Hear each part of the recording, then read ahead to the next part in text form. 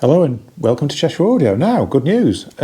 Rega's ND3 Cartridge, which was shown at Bristol, which has been talked about for probably 2 years now, is actually officially launched. I've actually got some on order and I will have stock next week.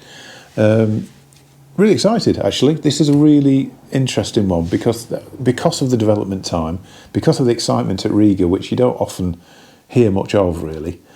I think this is going to be something quite radical. I think this is going to be really good.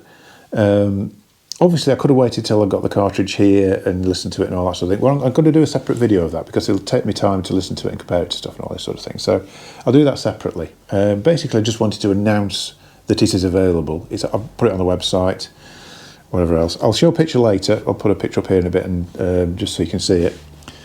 Before that, I wanted to sort of talk about the history of Rega cartridges because when you look back, particularly with moving magnets, they've not done that many. They've been making them a long time, but there's not been that many designs. I mean, really, this whole thing nowadays that Rega do of being able to buy a package, so you buy a P3 with an Elise or a P3 with an Exact, and you get a chunk of money off. That's quite a new thing. I mean, going right back to the early days, 1980s, you'd sell a Planer 3 and there was a massive choice of cartridges to sort of suit your budget, to suit the sort of balance that you wanted and all that sort of thing. We had Audio-Technica. There was 3 or 4 models from Audio-Technica we used to fit. Grados, 2 or 3 models from those. Goldring, various. Nagoka was really popular. A&R, who became Arcam, their cartridge was probably the most popular. P77 was really, really popular. Probably 50% of the Planer 3s I sold had a P77 on. And it wasn't until, Rega started in 73 obviously, but it wasn't until 1980 that they actually produced their own cartridge. Saying produced, the actual heritage of this, I'm not too sure because here we have it. I've got a little stash of old cartridges. You name it, I've got it. Rega R100 from 1980. This was their cartridge. Replaceable stylus, yeah. I was led to believe in the early days that this was a development with Supex. I mean, obviously they wouldn't make their own design, from scratch at the time.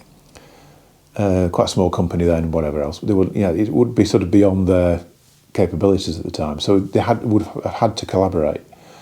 I was under the sort of led to believe that this was a collaboration with Supex. If you can, because also at the time the Supex SM100 was a really popular one to fit to a Rega as well. It was quite an expensive option, but it was probably the ultimate.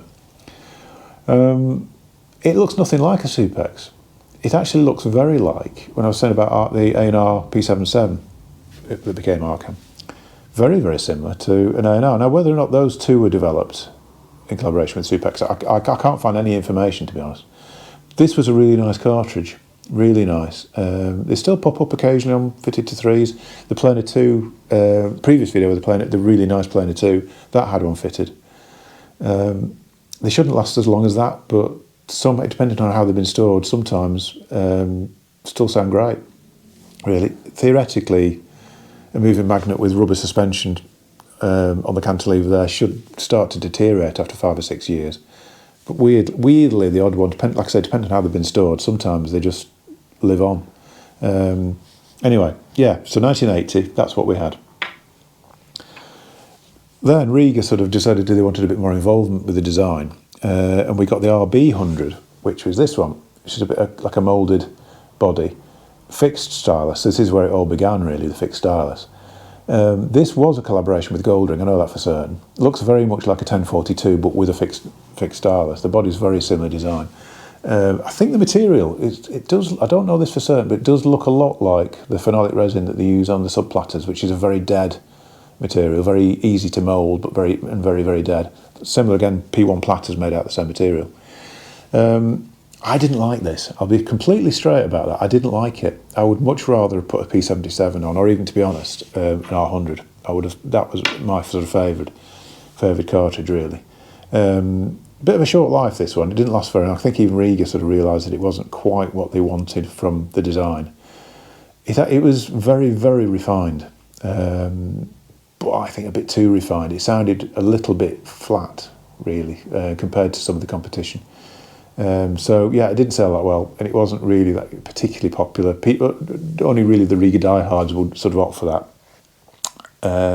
1987 replaced with, and this looks a lot more familiar now.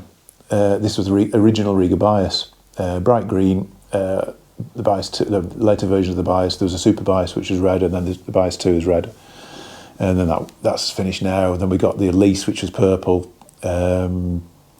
Original was purple, then became blue, and then the Exact, which was yellow. So how many models there? There was a sort of there was an I think the bias had a sort of original bias 0.1 sort of mod. There was a slight change to the mounting on these and the Elise. So there's kind of 3 versions of the bias, 3 versions of the Elise, unofficially. But yeah, same design. I mean, this hasn't got the third bolt, but then the bias never did. It was always the Elise. The Elise was the first one with the third bolt on there. Really good. I mean, it's great designs. I mean, a bit Marmite sound quality wise. They're very, very punchy. They're not the most refined sounding cartridges, some of them, until you get to the Exact, which is beautiful. But they sort of gave away a little bit of refinement to get that sort of punch and musicality, which they're great for that. I mean, if you really like a bit of rock or a bit whatever, the Rega cartridges were always great at it. Yeah, the ND3 is basically, I'll put a picture up here. I think it looks like an Anya Pro. Very similar body design.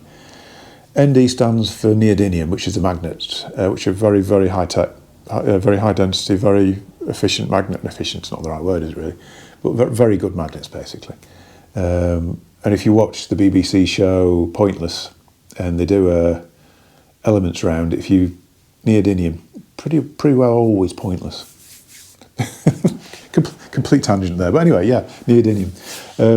Really good magnets. They use them a lot in speaker drivers and that sort of thing. So very efficient. They've a lot of attention's gone into the windings and all this sort of thing, I believe. The ND3 is just going to be very basic style. It's just a basic elliptical tip. Obviously, there'll be other versions coming, so there will be a replacement for the Exact. There will be a replacement for the Anya as well. So we'll have a 5 and a 7, which will have much more high-tech profiles on the diamonds and that sort of thing. But for now, we're just getting the ND3, which is the elliptical. We'll see. I think it's going to be amazing. I really do. I think it's going to be a big step forward. So hence, quite excited about it, really. And I'm assuming there will be the same thing. If you want to replace, then you'll send back and get what they call a replacement ND3 from the factory, sort of a rebuilt ND. What tends to happen with these things, I think Lyra and everybody do it, you send your cartridge back for rebuild, but you just get a rebuilt cartridge back. That tends to be how it works. Weirdly, not many people do it. It's quite a rare thing to actually get a rebuild in for somebody. But anyway. So that's it. That's the ND3. Hopefully next week I'll have stock and I'll have had a listen and I'll give you a sort of proper evaluation of and we'll go from there. So yeah, exciting times. If you want to order one, if you want to be really brave and just order one, they're on the website. I've done it. For once, I've actually put the thing I'm talking about on the website before I talk about it. So yeah, which is very, very organised of me. But anyway, I'll stop there. Thanks for watching. Don't forget to give, I can't even say it, forget to give a subscribe and a like, because it always helps. I haven't really looked at subscriptions recently. I think it's 11.2 or something, 11.1, something like that. We're doing really well, and I'd never expected this to grow to this extent, really. Yeah, and I get loads of phone calls from people, loads of emails from people who've watched and commented on things and all this sort of thing. I don't read the comments online, various reasons, because there's always the people who spoil that on there, so I sort of keep away. Loads of nice comments, but there's always somebody who can be quite upsetting, really. I know it's me being oversensitive, perhaps, but anyway, yeah, I don't do that. So anyway, yeah, thanks for watching. I'll see you in a future video.